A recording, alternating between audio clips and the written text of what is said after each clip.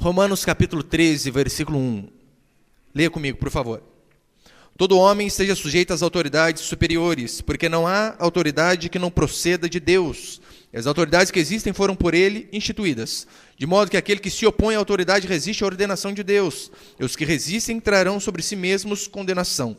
Porque os magistrados não são para temor quando se faz o bem, e sim quando se faz o mal. Queres tu não temer a autoridade? Faz o bem e terás louvor dela, visto que a autoridade é ministro de Deus para teu bem. Entretanto, se fizeres o mal, teme, porque não é sem motivo que ela traz a espada, pois é ministro de Deus, vingador, para castigar o que pratica o mal. Amém. Olha para cá, por favor. Como eu tenho falado para os irmãos, 2 semanas já eu tenho pregado a respeito de política, e eu sei que muitos que se dizem espirituais falam assim, olha, mas não devemos misturar a igreja com política, sendo que é um engano. Aqui Paulo está falando justamente a respeito de um governo político. Aqui Romanos, por mais que nós aplicamos na nossa vida em relação à igreja, em relação à família, a autoridade do pai sobre o filho, a autoridade do pastor sobre as ovelhas, os líderes sobre os membros, mas Paulo está falando especificamente a respeito de autoridade governamental. Ainda mais, estamos aí às portas de outra eleição, e cabe a gente deixar de ser ignorantes. Eu falo para você que ignorante não é aquela pessoa que é burra, é aquela pessoa que não sabe a respeito de determinado assunto, que era o meu caso em relação a essas coisas, até antes de começar a ouvir e começar a estudar sobre isso aqui. Como eu falei, olha, sou crente, crente não liga para a política. Eu nunca vi um absurdo tão grande como esse. Porque, convenhamos, se você vê uma criança indo ao hospital com a sua mãe, e às vezes por conta da falta de medicamento, ou um aparelho quebrado, ou alguma coisa, aquela criança morre. E você disse, não, eu não ligo para a política. Então você está falando assim, olha, eu não ligo para a criança. Eu não ligo para que crianças morram. Porque provavelmente faltou medicamento ou equipamento, não foi feita a manutenção correta, por conta de uma má gestão. Então essas coisas estão intimamente ligadas. Um bom governo, eu vou passar esses princípios hoje. É o que, na verdade, as pessoas chamam de estado mínimo. Ou seja, apenas o necessário. Eu falei, talvez lá na escola você aprendeu assim, né? O Brasil é um país capitalista. Quantos aqui aprenderam assim? Levanta a mão. Quase todo mundo, né?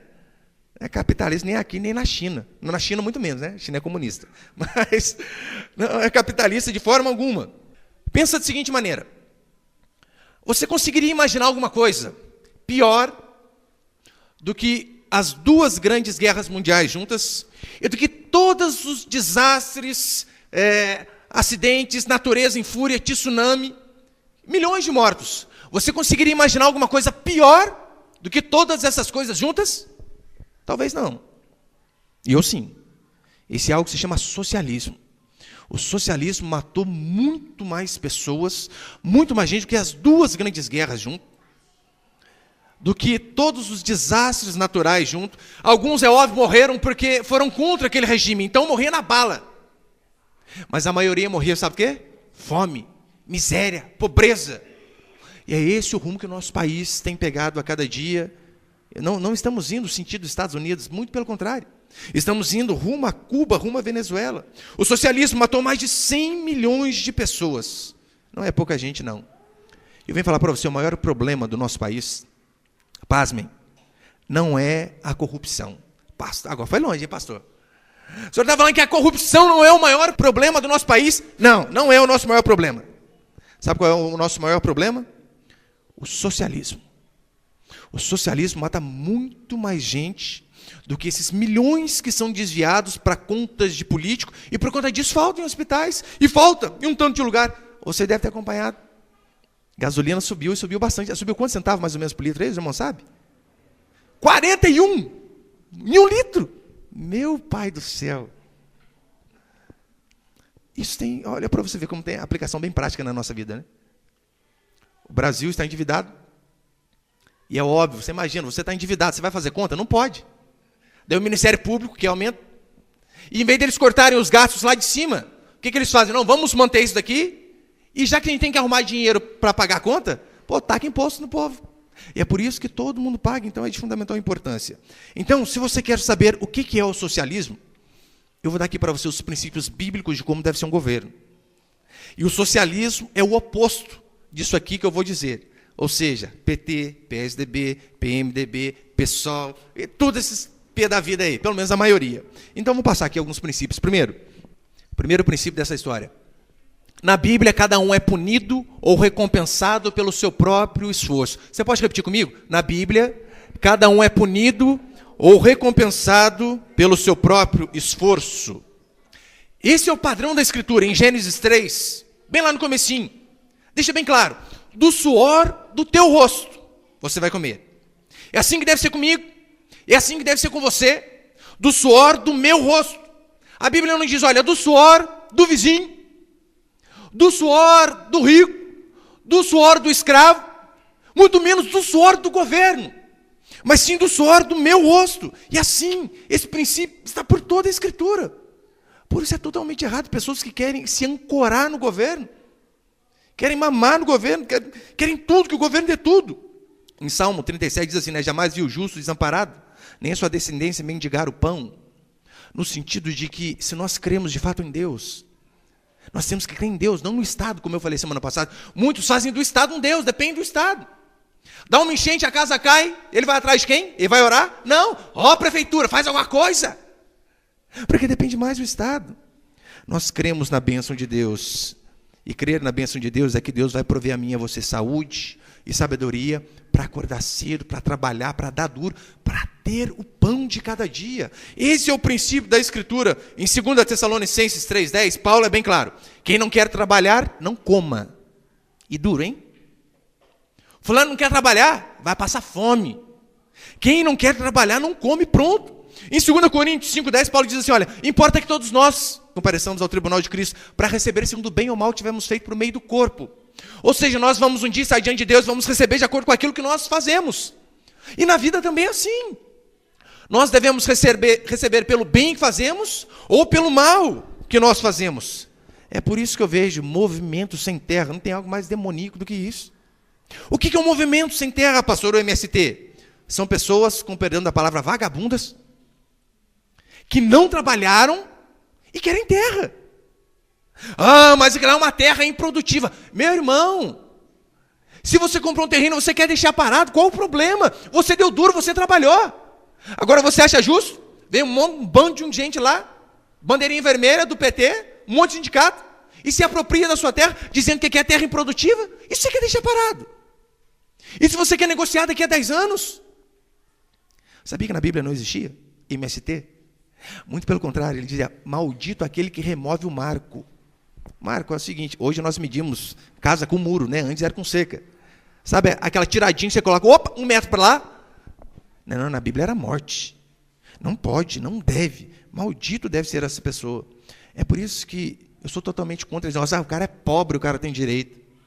Sabe o direito que o pobre tem? Trabalhar. Honestamente. Fazer o que ele pode com o suor do seu rosto para daí então comer o pão de cada dia. É por esse motivo que eu sou totalmente contra a cota. Falei que semana passada é injusto. Porque quando você é a favor de cota racial, que uma pessoa, por exemplo, entra numa faculdade pela cor da sua pele, você está quebrando esse princípio bíblico aqui. Você está dizendo assim, não é pelo suor do meu rosto que eu entro na faculdade, ou pelo suor do meu estudo, mas sim pela cor da minha pele. Daí está lá. Eu falei para os irmãos, a minha mãe já teve 3 infartos. O primeiro que ela teve, bateu lá no 3º céu e voltou. Na hora que eu cheguei, a médica já me chamou e disse assim, olha, sua mãe é de risco, tá? Você sabe, né, quando o médico fala desse jeito, tá indo. Já prepara, já, plano mútuo, essas coisas aí. Imagine que fosse um médico negro ou uma negra. Talvez eu pensaria, mas ela está aqui porque ela estudou, ela está aqui por causa de cota. Se ela está aqui por causa de cota, talvez ela não é tão inteligente, então ela pode estar falando besteira. É pelo suor do meu rosto, não pelo suor do vizinho, não pela cor da minha pele. Essa é a ótica cristã que vai produzir bons cidadãos para o país e assim trazer riqueza. Pessoas que de fato sabem que o direito que ela tem é de trabalhar, não é de ficar com plaquinha, queremos mais moradia, queremos mais educação, queremos mais saúde. Sabia que quando você protesta pedindo essas coisas, o que você está pedindo é, queremos que o governo roube a minha carteira. Queremos que o governo leve o meu dinheiro. Porque, ora, o governo não produz nada. Tudo que ele tem, ele tirou de alguém e de nós. Ou seja, quando você pede, quero mais educação, você está falando assim, aumenta um pouquinho do imposto para você dar uma educação que é a porcaria que o MEC dá. É isso que você está pedindo. Então não devemos fazer esse tipo de protesto. Pastor, mas será que isso dá certo? O governo não mais prover saúde, não mais prover educação. O que a gente vai fazer se o governo não prover saúde? Meu irmão, você já não tem. Você nunca percebeu, não? Você não tem educação. Muito pelo contrário. Você manda seu filho para a escola, ele volta, você tem que reeducar o menino. Porque lá ele aprende todo tipo de baboseira, todo tipo de coisa errada. Nós não temos. Tem alguns extremos, por exemplo, como Cuba. Cuba é um país comunista. O que é o comunismo? O comunismo é o estágio final do socialismo. Tem o capitalismo, que é o princípio bíblico que eu vou explicar. Tem o socialismo e tem o comunismo. É quando realmente o governo toma conta de tudo e manda em tudo. Daí eles dizem, olha, para todo mundo ter igual, ou seja, ter em comum. Daí a palavra comunismo. Daí vamos lá. Cuba é um país comunista. Eles pregam a seguinte ideologia. Nós, o governo, Fidel Castro, Raul Castro, todos nós, Castros da vida, nós vamos dar o melhor para você. Vai lá em Havana para você ver. A pobreza, a miséria que é aquele lugar. Os Estados Unidos, em contrapartida, um país capitalista, é óbvio, tem muito socialismo hoje nos Estados Unidos. Graças a Deus saiu Barack Obama, que era um socialista de carteirinha. Mas a maior parte dos Estados Unidos é capitalista. Eles dizem o seguinte, cada um procure o seu lugar ao sol. Procure o seu trabalho. Nós não vamos dificultar em nada. Totalmente diferente do nosso governo, né? Hoje em dia, para você abrir uma empresa em nosso país, é de 6 meses a 1 ano. Estados Unidos, 2 a 3 dias. Ele diz o seguinte, olha, vocês trabalham, vocês fazem o que você quiser. Daí você pensa, pastor, não é muito arriscado deixar as pessoas trabalharem? Aí que traz riqueza. Aí que traz riqueza. É mais ou menos o seguinte, quer ver? Põe ali, por favor. Aqui tem 2 fotos, né? 2 carros. Não sei nem se o de baixo é carro, né? Mas é carro. Um carro novo, bem novo aquele de cima. E um carro arrebentado embaixo. Vou dar uma alternativa para você adivinhar de quem são esses carros. Um é de uma faxineira, o outro é de um médico. Qual que você acha que é do faxineiro, qual que é do médico? Não, deixa eu melhorar um pouquinho. Um é de alguém que trabalha nos Estados Unidos. O outro é de alguém que trabalha em Cuba. Não estou exagerando. Estados Unidos, faxineira chega de carro novo.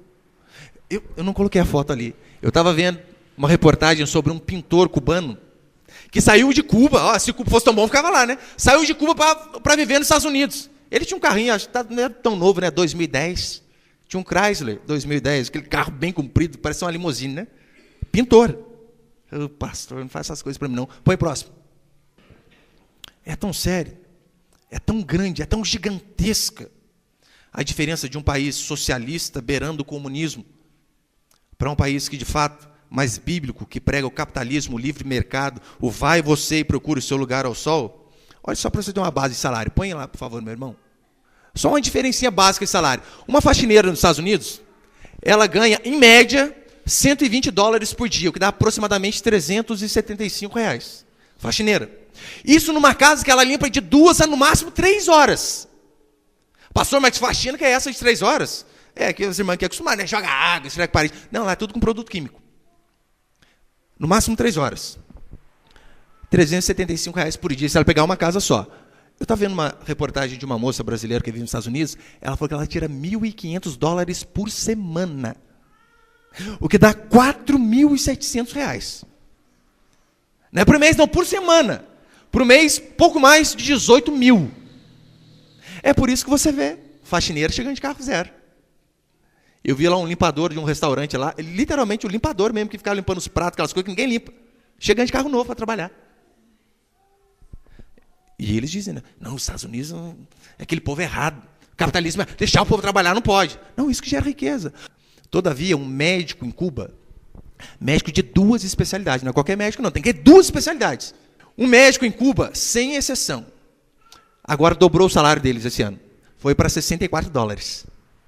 O que dá R$201 mensais. Não é por semana, por mês. E é por isso que o nosso governo, com chave, é óbvio, Fidel Castro, Raul Castro, fez aquele programa Mais Médicos. O que eles fazem? Eles pagam um salário de R$10 mil para os médicos cubanos, que vêm trabalhar aqui. Põe lá, irmão. Daí você pensa, ô pastor, R$10 mil está bom. Só que é o seguinte, desses R$10 mil que o médico ganha, o médico de Cuba, R$2 mil apenas fica com o médico. Os outros 8 mil é repartido entre o governo do PT, agora não é mais PT, do PSDB, e mais o governo de Raul Castro, da família Castro. Só isso. Só que mesmo assim eles ainda preferem ficar aqui no Brasil. Porque, querendo ou não, aqui eles ganham 2.000, lá eles ganham 200. Há uma média, mais ou menos, de um ginecologista americano, 60 mil reais. Põe lá, por favor. A média de um ginecologista americano, 60 mil reais. Dá diferença ou não? Cuba, 200. Estados Unidos, 60 mil.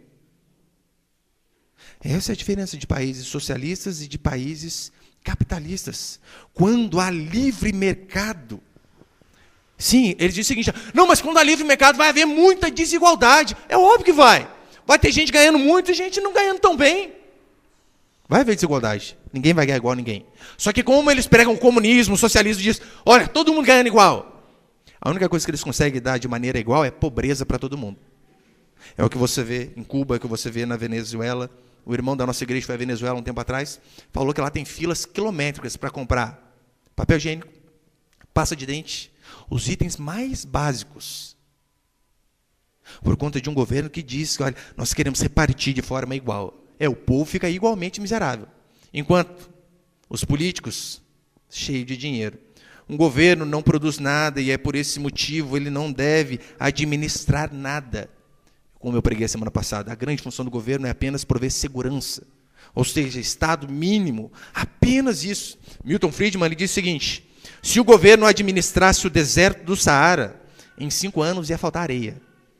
Você percebeu que tudo que o governo toca vira porcaria? Tem o toque de Midas, né? Tudo que toca vira ouro. E tem o toque, não vou falar a palavra, né? Que o governo é que tudo que toca estraga. É isso, porque o governo não foi feito para fazer essas coisas. Eu não sei se você já viu o Ministério da Cultura. José Sarney que inventou essa porcaria aí. Ministério. Eu não preciso nem falar, né? Mais nada. O Sarney que inventou. É por isso que é porcaria o negócio. O Ministério da Cultura é o seguinte, é um dentre vários ministérios que é bancado com o seu dinheiro. Sabia, né? É com o seu, é com o meu. Eles arrancam o nosso dinheiro e investem, por exemplo, Porta dos Fundos, que é aquele povo baixo que zomba da fé cristã de um monte de gente. Eles investem em coisas absurdas do tipo transbordação. Alguém já ouviu falar disso daí ou não? Põe lá, meu irmão. Põe só a primeira foto, sabe?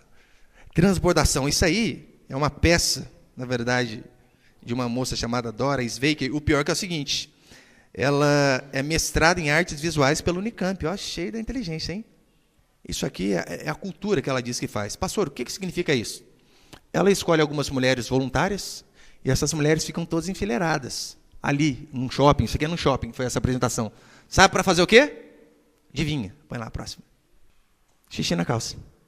O Ministério da Cultura dá milhões para incentivar esse tipo de iniciativa. Não perguntaram para mim. Eu creio também que não perguntaram para você. Se poderia investir o nosso dinheiro numa porcaria dessa. Um monte de mulher fazendo xixi e saindo mijada. Daí quando o governo foge daquilo que ele tem que fazer, que é prover segurança, daí dá esse tipo de porcaria que essa mulher faz aí. E olha que interessante que ela diz. O que é essa performance? Na performance, o ato de urinar deixa de ser simplesmente uma necessidade fisiológica e passa a ser uma experiência poética. Mijar na calça virou poesia agora, né? Quem já foi militar que sabe, né? Já ouviu muita poesia, então, né? Tomou mijado o dia inteiro. É isso que eles dizem. E ela continua. A pessoa precisa reorganizar toda uma carga de memória que carrega no corpo para agir diferente. Vocês têm que reorganizar toda a carga da memória para poder soltar o xixi na frente do povo. Não é não. É só beber bastante água. Funciona da mesma forma. É esse tipo de porcaria que o governo faz com o nosso dinheiro. Em vez de prover segurança, daí imagina, daí está lá, o bandido pulando no quintal da sua casa à noite, você é apavorado. Você liga para quem? O certo seria para a polícia. Eu desafio, você liga para o Ministério da Cultura. Fala, eu quero participar da peça aí, porque eu estou me mijando aqui já. Estou apavorado. Consegue ver quando o governo ele foge daquilo que é bíblico? O quanto que o povo paga?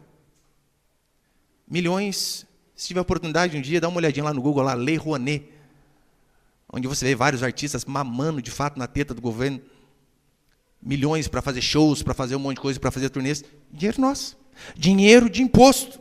Pastor, mas e se o governo fazer só o que é correto mesmo? Meu irmão, você não tem noção como que o país vai melhorar. O problema é que a maioria de nós somos como se fosse os passarinho. Lembra do piu-piu, do Frajola lá? O passarinho está lá dentro da gaiola, né? E ele está pensando que, não, estou seguro. Eu tenho uma casa para morar. Eu tenho ração todo dia, eu tenho água. O que mais que eu quero? E quando ele protesta, qual que é o protesto dele? Queremos uma ração melhor. Não, o protesto deve ser o seguinte, ó, abre essa gaiola aqui que eu quero voar. Eu quero ter direito a conhecer o mundo, a fazer o que eu quiser com o meu dinheiro. Você pode ter certeza, nós iríamos ganhar muito mais. Segundo princípio, na Bíblia o Estado é mínimo. Você pode repetir comigo? Na Bíblia o Estado é mínimo. Como diz aqui Romanos 1. Todo homem seja sujeito a autoridades superiores, porque não há autoridade que não proceda de Deus. Aqui são apenas 7 versículos falando a respeito de autoridade governamental. Você pensa, pastor, é pouco, comparado com toda a Bíblia, o Novo Testamento e algumas outras passagens em Pedro, é óbvio. Mas é pouco de propósito, porque o governo tem que fazer pouca coisa. Apenas segurança, apenas coisas mínimas. Agora, no nosso país, o Estado não, ele não provê segurança, e ele quer prover o livro, ele quer prover a educação, ele quer prover a saúde, e por conta disso nós temos todas essas coisas de forma porca. O Estado socialista, ele é desse jeito, ele quer dar tudo, e como ele quer dar tudo, ele acaba dando tudo de forma horrível, diferentemente de Israel. Lembra como funcionava Israel? Diz a Bíblia que o povo batalhou por conta da terra, todos eles, quem não batalhou não teve direito à terra, teve até um povo que disse, olha, nós queremos ficar com a terra aqui, além do Jordão, e olha o que o povo disse, vocês querem essa terra? Sem problema, mas vocês atravessam o Jordão conosco, batalham, depois que nós conquistarmos a nossa terra, vocês vêm para de vocês. Ou seja, não há terra sem batalha. O povo tinha terra, o povo produzia. O Estado não fazia nada, apenas provia segurança. Pastor, mas o que ia de dinheiro para o Estado? 10% do dízimo, só. Alguns dizem que na época que o Brasil foi colônia, era 20% que pagávamos a Portugal, né? Ô, saudade desse tempo, hein? 20% só de imposto. Hoje, em média, 44%. O governo ele foi feito, na verdade, para fiscalizar. Isso sim é um governo correto. Não é um governo que fica entrando na empresa e colocando regra. Não é um governo que coloca regra na sua casa. Mas é um governo apenas que fiscaliza. Mais ou menos o seguinte. Uma empresa joga detritos no rio. O rio é público. Essa empresa deve ser punida. Daí sim o governo pune. Uma pessoa se compromete a fazer alguma coisa. Vamos colocar. Olha lá, o Robson compra o carro e vai vender o carro para o seu Paulo. Só que daí ele dá uma disfarçada no carro lá para passar o gato por lebre. E depois o seu Paulo descobre que foi enganado. Aí o governo deve intervir. De que forma? Deve cobrar dele o que é correto. Ou você devolve o dinheiro, ou você fica com um carro, ou você vai preso. Essa é a função do Estado. Na Bíblia, quanto o Estado for menor, para a gente vai ser melhor. E assim deve ser também aqui em nosso país. Só que não é. O Estado está aqui apenas para punir aquele que faz o mal e para elogiar aquele que faz o bem. Daí está lá, o Estado vem, enfia imposto na sua empresa, a empresa quebra.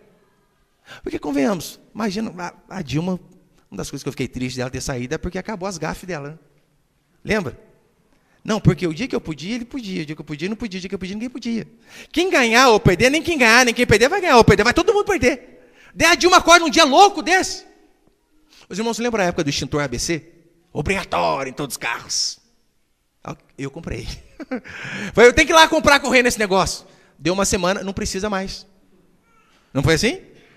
E eu vi umas reportagens lá, de um cara numa loja, que refez o estoque inteiro da loja. Todo o dinheiro que ele tinha, empatou na loja. Agora o pessoal vai ter que vir comprar, é obrigatório. Uma semana depois, cancelou. O que aconteceu? Quebrou o cara. O governo não deve se meter nessas coisas. Terceiro princípio.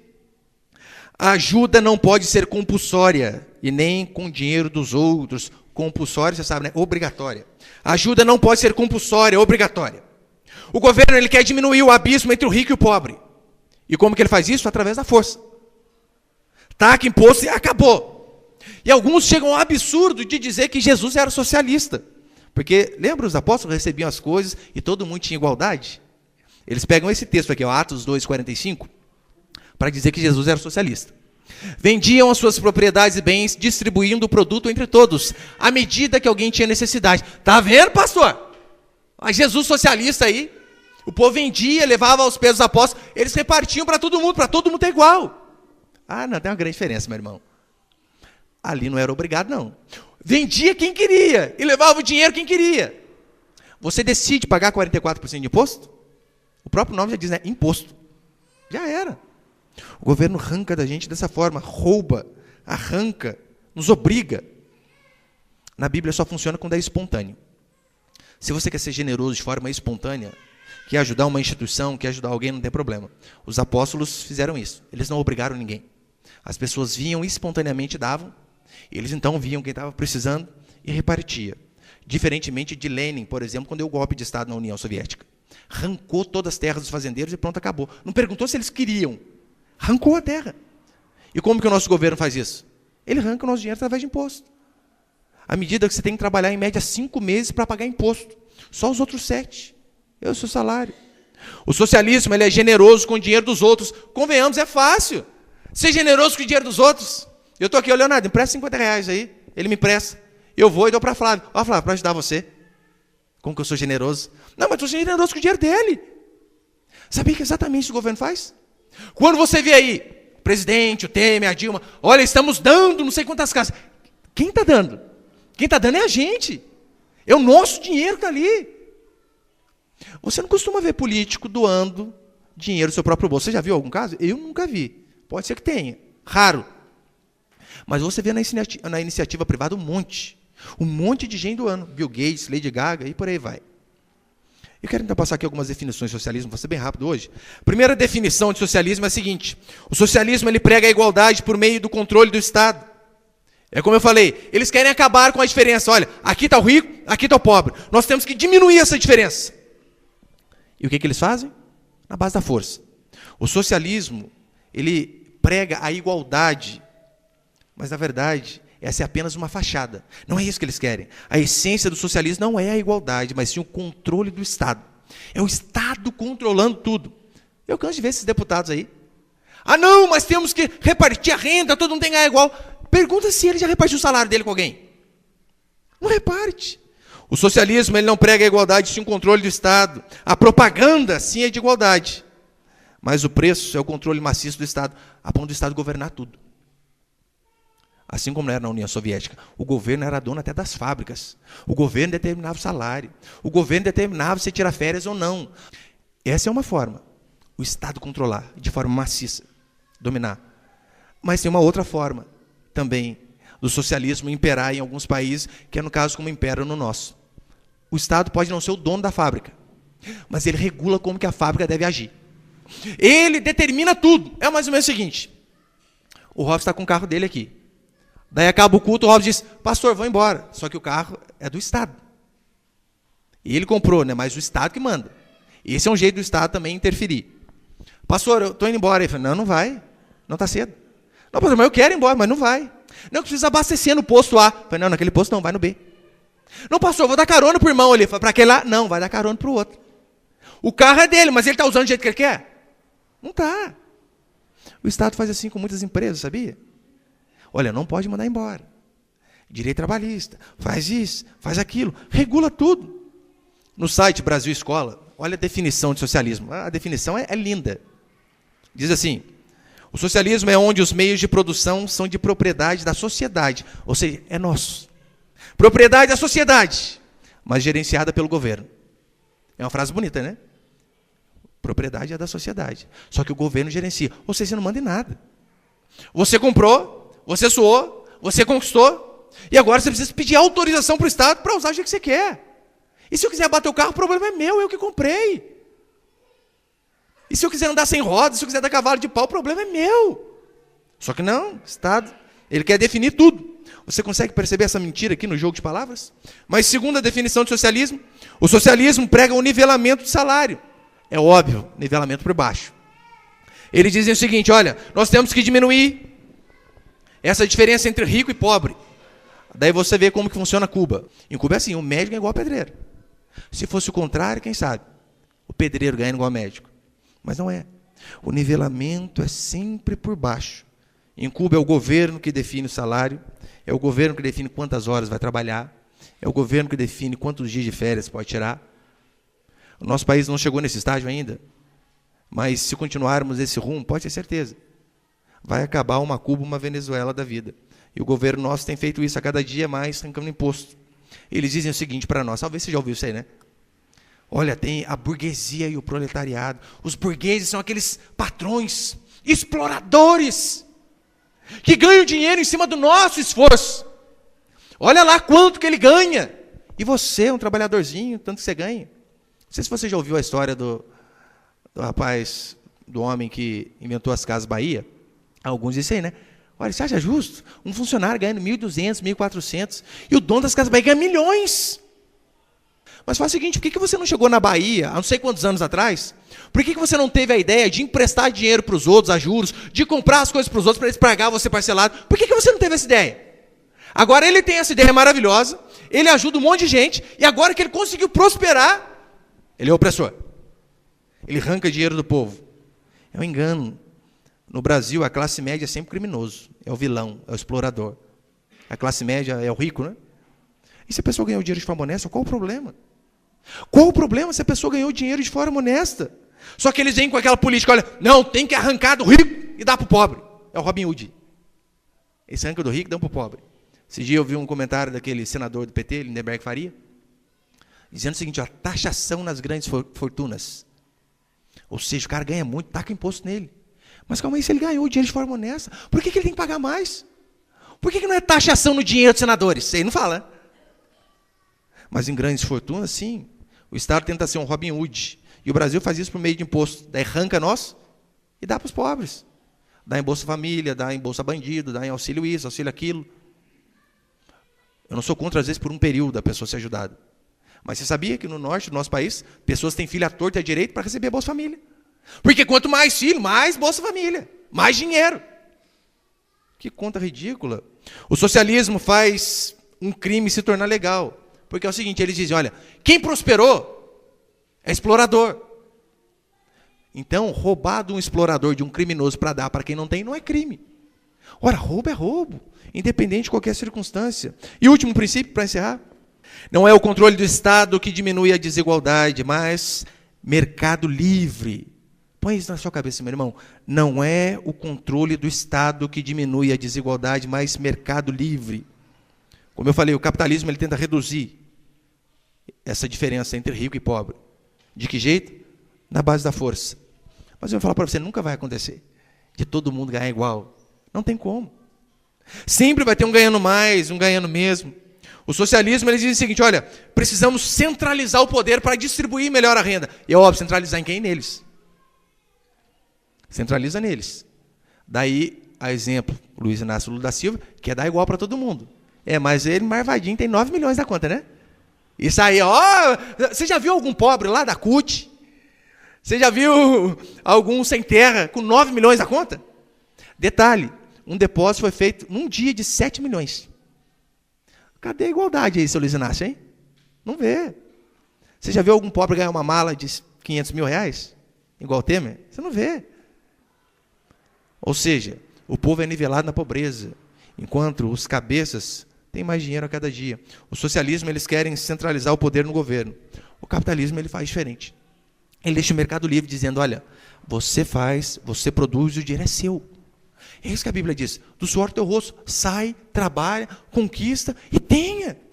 Você não precisa ficar dependendo de ninguém. É bom que o mercado livre, ele proporciona concorrência. Pastor, mas concorrência é um negócio de Deus. Sabia que Deus não tem problema com concorrência? Problema nenhum. Olha o que diz Romanos. Romanos 11:11. Pergunto, pois, porventura tropeçaram para que caíssem? De modo nenhum. Mas pela sua transgressão veio a salvação aos gentios, para pô-los em ciúmes. Deus está falando, aqui Paulo está falando o seguinte, olha, sabe por que Deus salvou os gentios aí? Para deixar os judeus com ciúmes, para ver se quem sabe eles se arrependam dos pecados deles e voltem para o caminho correto. Deus não tem problema com concorrência, problema nenhum. Saul foi incompetente, perdeu o lugar, e assim deve ser. Não trabalhou de forma correta, manda embora. Não fez o que tinha que fazer, ganha menos. Eu falei, né, meus 2 filhos foram limpar meu carro, falei, limpa lá R$2 para cada um. Um limpou sozinho e o outro ficou jogando tablet. Daí na hora de pagar o menorzinho quis também o dinheiro. Falei, não, vai os 4 para o maior. Pai, o senhor não vai dar para mim. Não vou. Você não trabalhou? O outro trabalhou o dobro? O outro vai ter o dobro. E pronto. Esaú não cuidou do que era seu, perdeu. Imagina o seguinte, já estou encerrando. Nós temos aqui em Pinda apenas um supermercado, um só. Só ele. Você só pode comprar nele porque só tem ele. O que você acha que o dono do supermercado vai fazer? Vai jogar o preço lá em cima. Daí você chegar, não, mas o que é isso? Contra filé, R$55 o quilo, tá caro. Meu irmão, ou você compra de mim ou você não compra. Não, que é um pacote de arroz, 30. Ou você compra ou você fica com fome. Se tem um mercado, É isso que vai acontecer, o preço vai ficar caro, o produto vai começar a ser ruim. Para que eles vão caprichar no produto? Só tem eles. Os funcionários vão ser maltratados. Vocês dizem, não, eu quero demissão. Pode ir, vai passar fome, vai trabalhar onde? Se tem um mercado só, é opressão. Um mercado só, você vai ter ali pessoas insatisfeitas e você vai ter um homem muito rico, o dono do supermercado. Muitos fazem o seguinte, o governo vem e resolve isso de que forma? O governo interfere com o comunismo, toma o supermercado. Agora nós vamos cuidar do supermercado. Você só trocou o tirano. O povo continua na miséria. O socialismo não toma o supermercado, mas ele vai lá e enfia um monte de imposto para que o preço suba. E a gente perde do mesmo jeito. Você só troca o explorador por outro. O capitalismo ele faz diferente. O capitalismo ele deixa você abrir um outro mercado se você quiser. Olha, eu não tenho tanta condição, mas eu posso abrir um mercadinho aqui? Vai, abre. Daí está lá, você vende um produto, uma carne a R$30 o quilo. E o fulano aqui do lado começa a fazer o mesmo produto a 25. Você que vende a 30, você tem duas alternativas. Ou você diminui o preço, ou só vai comprar no outro.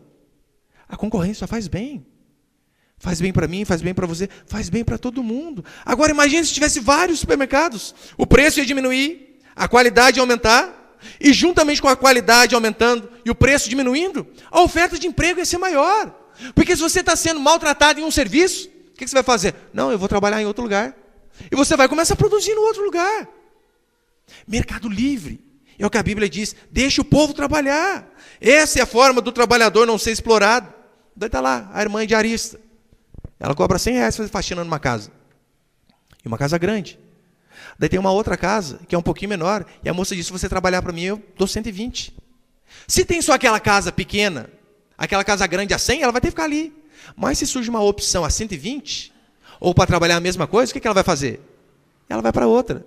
Ou essa que diminui o preço, ou ela vai ficar sem diarista. É assim que funciona. Lá no bairro que eu moro, tem uma padaria lá que o pão é maravilhoso. Como diz, faz o creque-creque, né, Terezinha? É delicioso o pão. Tem gente que mora lá, não sei onde, vem comprar pão na padaria do meu bairro. E o padeiro é irmão de uma moça da nossa igreja. E é bom o pão. Nossa, bom mesmo. O dia que você for lá em casa, comprar um café. Esses dias o padeiro ficou 15 dias de férias. Eu fiquei 15 dias sem comprar pão naquela padaria. Eu falei, não vou. Esse pão horrível do seu padeiro. Não vou. E é interessante o seguinte. Se ele trabalha bem, não vai faltar emprego para ele. Porque se a mulher fala assim, eu vou diminuir o seu salário. Vai diminuir, eu vou trabalhar na outra padaria. Acaba o problema. Ou você aumenta o meu salário, ou eu vou para outro lugar. É assim que funcionam as coisas. Não é o governo que tem que dar para mim e para você, mas a grande diferença deve ser o talento e o esforço individual de cada um. Porque se você for esforçado, se você for dedicado, se você for talentoso, você vai fazer as suas oportunidades. Falta de concorrência sempre prejudica. Põe isso na sua cabeça. Falta de concorrência sempre prejudica. Eu lembro uma vez o irmão queria casar, e a irmã lá, né, fazendo o maior charminho. Não, o que é isso? Não está na minha hora, não sei o quê. Eu falei, irmão, o irmão é de Deus, apaixonado por causa de você. Olha para ele, por favor. Ela, não. Ah, apareceu uma concorrente na hora, grudou pelo pescoço. Quando você queria casar mesmo, hein? Muda as coisas, hein? Concorrência faz bem. Por que você acha que nós pagamos esse absurdo na gasolina? Porque é só a Petrobras, meu irmão. A gente não tem outra alternativa. Daí, o nosso país que produz petróleo, sabe a quanto que eles vendem a gasolina para a Bolívia, sem imposto? R$1,59. Quanto que está o litro da gasolina hoje? 3,40, 50? E a gente está pagando esse absurdo. Daí você imagina a Petrobras chegando lá na Bolívia dizendo o seguinte, não, meu preço é 3,50. Vai ter que comprar esse preço. Ele disse, você é maluco, eu vou comprar do Sheik. Não, tá bom, eu vendo para você 1,59 então. E se tivesse um concorrente aqui? Pode ter certeza, o preço iria baixar. O socialismo, infelizmente, pune o que prospera de forma honesta. Eu dou exemplo do meu primo, né, o Tiago aqui da nossa igreja. Eu estou encerrando mesmo. Eu falo para você que eu conheço ele desde quando a gente nasceu. Eu lembro que na casa dele, várias vezes, a mãe dele, o papel higiênico, sabe o que ela fazia? Aquele papel antigamente que vinha no pão, embrulhado, cortava em quadradinho e colocava num preguinho no banheiro. Foi desse jeito que ele cresceu. Daí, ele começa a estudar. Estuda, e estudou junto comigo. Eu sei que ele estudou muito mesmo. E então, depois de muito estudo, ele consegue passar num bom concurso e consegue um bom salário. Não parando por aí, ele faz o quê? Ele abre uma empresa de animação de festa. Estudou, conseguiu algo e começou a trabalhar ainda mais. Abriu a empresa dele, que ele tem de animação, há 11 anos. O primeiro aniversário que ele fez foi do meu filho de 1 ano. E há 11 anos, se dedicando. Quando nós estávamos no curso de sargento, ficávamos de domingo à noite até sexta-feira, internado. E sábado e domingo à tarde, que ele tinha livre, ele trabalhava de palhaço. Trabalho. Chegava na casa dele arrebentado. O nome dele é Palhaço Soneca, porque ele dorme demais, né? Você pode ver no culto e fica lá de pé, porque o tempo todo trabalhando. Daí você pega uma pessoa que saiu da pobreza, saiu da miséria, estudou, dedicou, trabalhou. E hoje tem um bom salário. Para o governo petista, ele é coxinha, explorador. Por que ele ganha tanto, sabendo que na igreja tem gente que está desempregado? Por que não trabalhar tanto igual ele trabalhou? 11 anos ralando desse jeito. É fácil apontar o dedo para os outros dessa forma. Quem que é o explorador? É ele que trabalhou? Ou é o Lula que se julga simples e tem 9 milhões na conta? E para terminar, só falar sobre algumas leis trabalhistas. Eu falei semana passada, né? FGTS. FGTS é roubo, estão roubando dinheiro seu. Eles devolvem para você sem o reajuste da inflação, ou seja, estão roubando seu dinheiro. Eu sei que no nosso país existem inúmeras leis trabalhistas. Direito a isso, direito àquilo outro, férias remuneradas, aviso prévio, um monte de coisa. Você sabia que nos Estados Unidos não tem isso? Não tem férias remuneradas. Não tem. Não tem aviso prévio. Não tem 13º. Pastor, que país opressor. Tá bom, daí você ganha 20 mil por mês fazendo faxina. Ruim, né? Você escolhe. Na Venezuela existem inúmeras leis trabalhistas. Um governo inchado, sabe qual é a consequência? Um país quebrado e o desemprego maior a cada dia. É a liberdade econômica que gera empreendedorismo. Deixa o povo trabalhar. A política externa funciona da mesma forma. Eu sei que às vezes você vê no jornal, não, política externa não me afeta. Claro que afeta. Daí está lá, vende um carro popular, eu não sei quanto que é um carro zero, 20 mil, vamos colocar. Tem um carro aqui, 20 mil, um carro simples, carro zero. Daí tem uma empresa externa querendo chegar aqui no nosso país e entrar no mercado. Vendendo o mesmo carro a 15. Daí o que normalmente o dono da empresa brasileira faz? Vai lá no senador, no deputado, faz alguma lei aí, me ajuda. Não deixa esse cara entrar, senão ele vai me quebrar. Vai vender o carro 5 mil mais barato, as pessoas vão comprar dele, não o meu. E é lógico, fariam isso. Daí o governo proíbe essa empresa de entrar, ou faz o quê? Deixa ela entrar, mas joga o imposto lá em cima. Só que ele diz o seguinte, olha, nós temos que proteger as empresas nacionais. Parece bonitinho, né? Sabe quem sai perdendo? Você. Eu. É um carro que você poderia pagar 15, você está pagando 20. Ia sobrar 5 mil para você. Você tem noção do que dá para você fazer com 5 mil? Poderia chamar o Edivaldo para reformar o seu banheiro. Poderia contratar um irmão pintor para dar uma arrumada. Poderia dar um progressivo para a mulher. Comer num restaurante. Olha o tanto de emprego indireto que é gerado. Só que não, tem que proteger o que é nosso. E por conta disso, o Brasil está cada dia mais quebrado. E a gente com aquela venda ali, né? Parece um zumbi. Brasil é capitalista, capitalismo é demônio. Brasil é capitalista. É um engano. A única coisa que o socialismo produziu, igualdade, foi pobreza, pobreza e pobreza. É óbvio, nem toda desigualdade é injusta. Algumas pessoas trabalham mais, outras menos. Quem trabalha mais tem que ganhar mais. Mas o capitalismo, sem sombra de dúvida, é o caminho mais bíblico que eu e você devemos seguir. Na hora de escolher um candidato, na hora de analisar a pessoa em quem votaremos, seja o deputado, seja o senador, vai atrás daquelas pessoas que se dizem a favor de um Estado mínimo. Daquela pessoa que se diz de direita, porque no nosso país tem essa diferença, tem esquerda e direita. Esquerda são aquelas pessoas que são a favor do Estado maciço, muito Estado. De direita são aquelas pessoas que dizem, olha, Estado mínimo é o que nós precisamos. É óbvio, né? O capitalismo também não é uma maravilha toda, não. Ele tem os seus problemas, bem menos que o socialismo, mas tem os seus problemas. Por exemplo, o capitalismo pode gerar consumismo. Consumismo. A pessoa vê que dá dinheiro, trabalhar bastante, e trabalha muito e esquece da família, esquece da igreja, esquece de Deus, quer enriquecer. Mas uma outra coisa que o capitalismo pode gerar também, sabia que pode gerar até a obesidade? Que convenhamos, você ganha bem, você vai querer comer bem. E normalmente quando você come bem e come bastante, a tendência é dar uma engordadinha. Você percebeu que nos Estados Unidos tem mas muito, pessoas obesas?